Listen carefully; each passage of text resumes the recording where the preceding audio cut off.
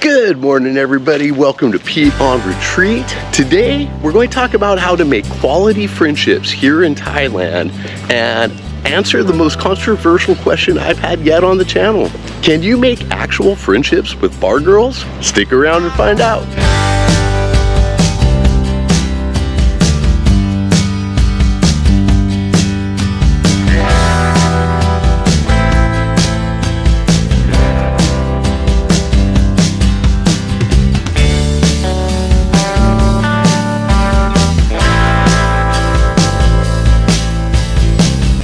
Okay, let's talk about bar girls.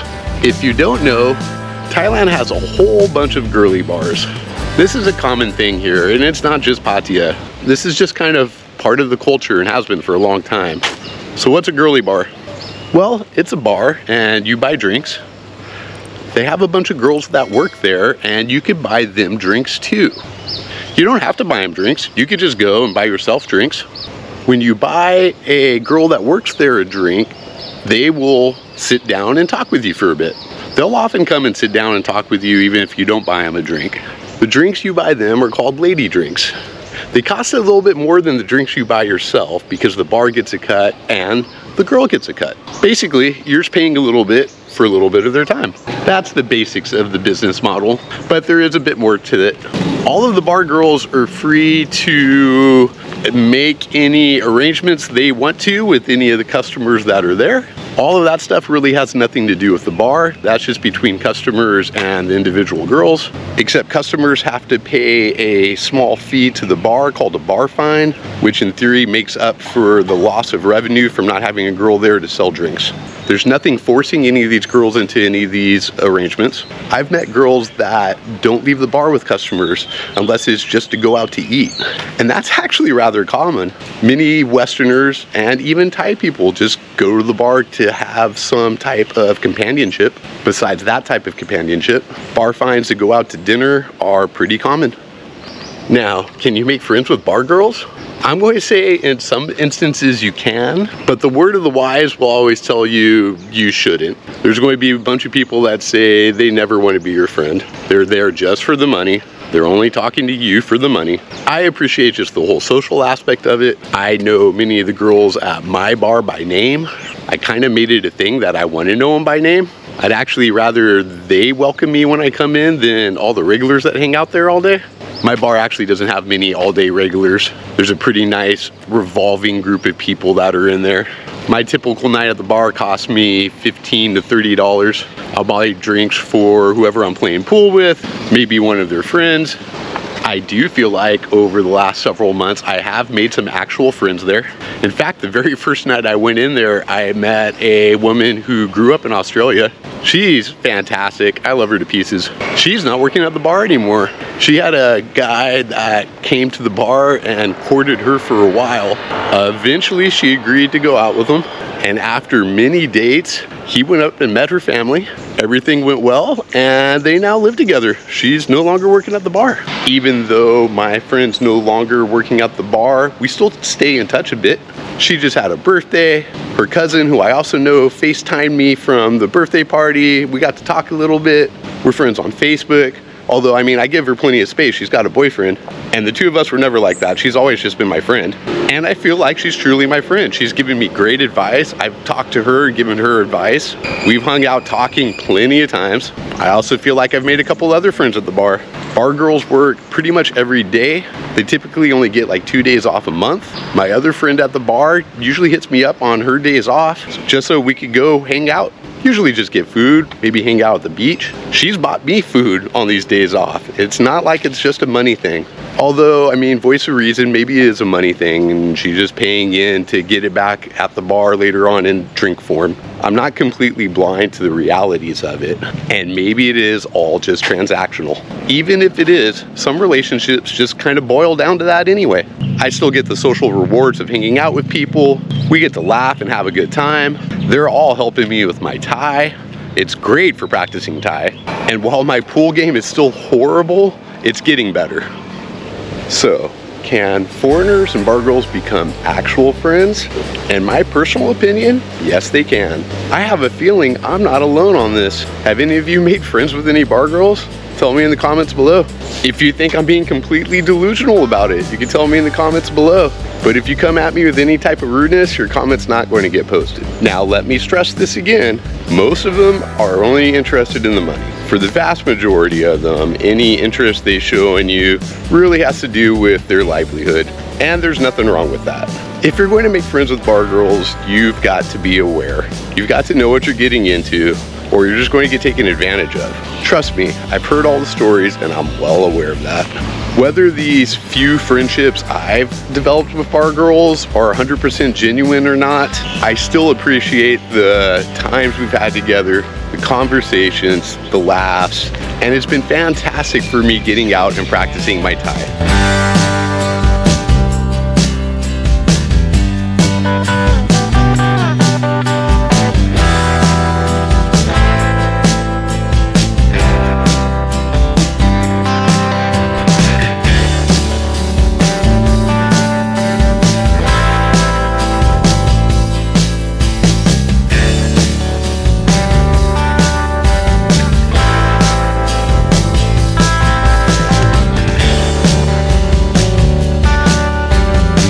Speaking of practicing Thai language school could be a great place to meet people.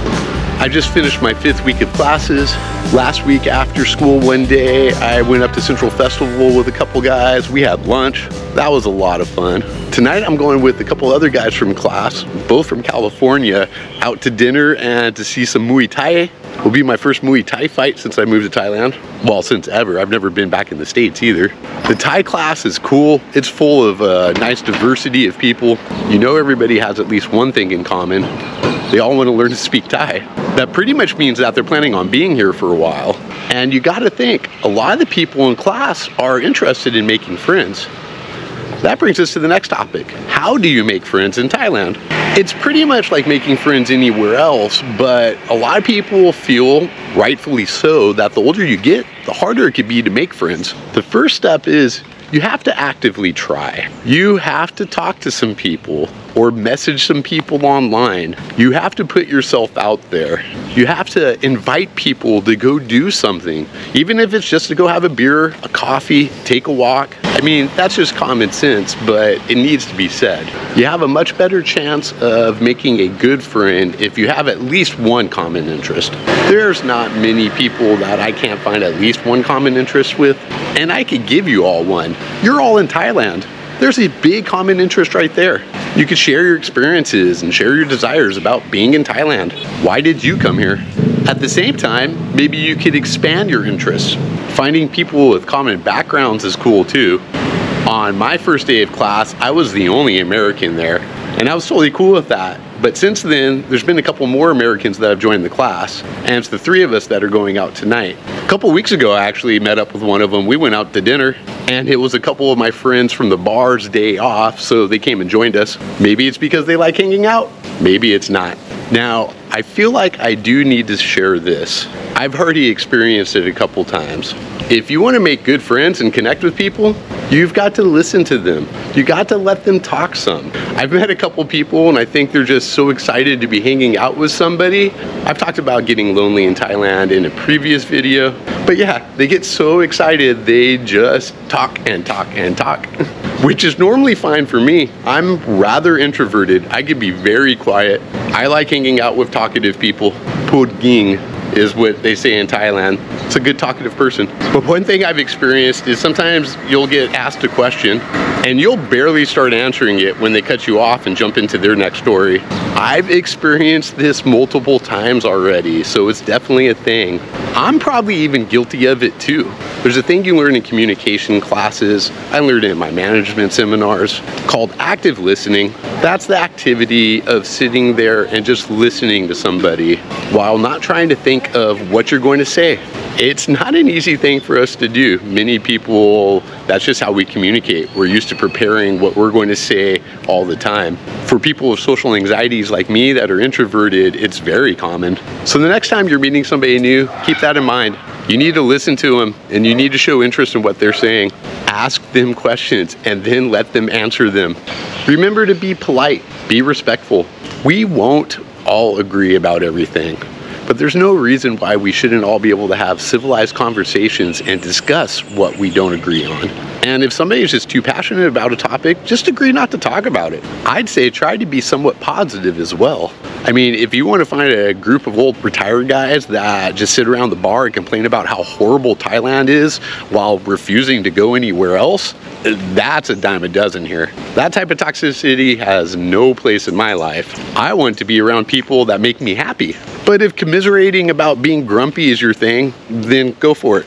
I never tell anybody how to have fun. I do think, however, the more you put yourself out as a person that other people want to be around, the more friends you'll have and the better the quality will be. If you're trying to make good friends, be willing to sacrifice. It doesn't have to be anything huge, but show them you're there to support them. We're all going to have tough times in life, and having a little support goes a long way. I was only in Thailand about 5 weeks when I threw out my back. I'd only hung out with my friends 2 or 3 times at that point, and a couple of them came to my place bringing me meds and food to take care of me. They checked on me, made sure I was cool. Darren even postponed a bus ride out of town just to take care of me. That meant a lot. I knew right then these were people that were worth investing time in. My last tip on how to make good friends here in Thailand is be open and honest. That's not easy for everybody. I'm not telling you to share your deepest secrets with everybody, to be dragging these skeletons out of your closet, but revealing an honest aspect of yourself, maybe sharing a story that had a big impact on you, something that shaped you, made you who you are. Being true and genuine with these hopefully new friends could go a long way. Hearing some personal stories from my new friends and sharing some of my own personal stories with them have actually been some of my favorite memories since I've moved to Thailand. If you don't believe me, give it a shot. Maybe you're wrong. And maybe I'm wrong. I mean, this really isn't a self-help channel, but that's today's topic.